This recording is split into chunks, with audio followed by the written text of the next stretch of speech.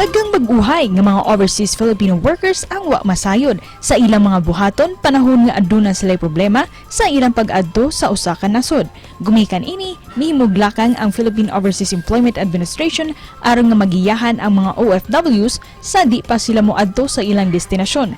Gawas ni ana, muhatag usab sila og mga tips kung unsa ang pipila ka mga senyales nga ikaw nakigistorya sa usa ka illegal recruiter. Karong buntaga, atong mahinabi si Attorney Carl Ariola aron nga muhatag kanato kasayuran kabahin sa pagtrabaho abroad. Dili lang sa GMA Regional TV Live. Karong buntaga atong makauban ang focal person sa POEA 7 nga maghatag kanato kasayuran kung sa mga programa o kalambuan sa ilang buhatan, ilabi na kabahin sa mga gustong mutrabaho sa gawas sa nasod. Mayong buntag, Attorney Carl Frederick Ariola, ug welcome din sir sa GMA Regional TV Live. Kumusta? Ug unsay update sa inyong buhatan, sir? Mayong buntag day sa tanan, no? Ako si Carl Ariola, ako ang Attorney 3 sa POEA Cebu. Kay among i-showcase o ipakita sa mga katawhan nga na mga programa sa POEA, no? Ang usa nga pinaka-recent lang nga na mga programs or ang mga services, no, is kaning POEA or OFW handbook na ay land-based, sea-based o na English or Tagalog. Nasad ni siya, na soft copy ani pero na hard copy.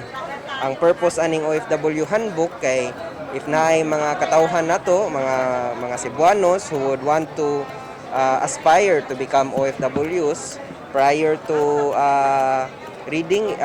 prior to really engaging going abroad, they will know the advantages and disadvantages of going abroad, and at the same time they would know the processes and the realities. In line with that, attorney, unsay status karon sa ato ang mga OFWs? Daghan pud ba ang mga mibalik na og trabaho abroad?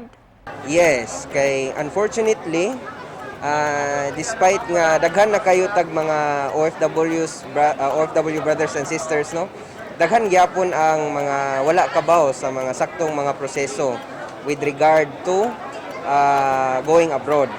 And although kabaw sila, nahagyapoy mga pipila nga ganahan mo ato abroad nga dili sa mga saktong nga mga proseso.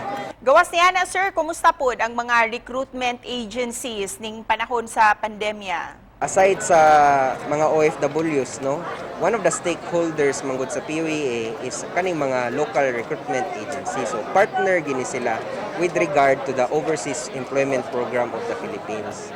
So actually affected po sila sa pandemic. Daghan mga branch offices sa agencies nga nanira. So mao na among pagmonitor. Daghan nag-submit nga mag-close mi ani nga branch diri sa Cebu kay tungod hinay ang deployment because of the pandemic.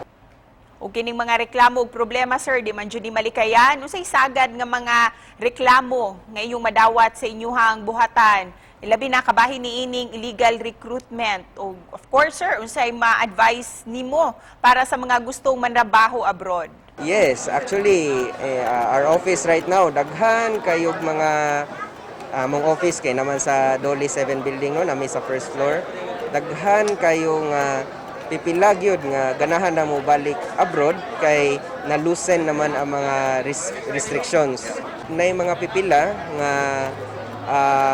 kanang bitong scam kanang sa Facebook, email.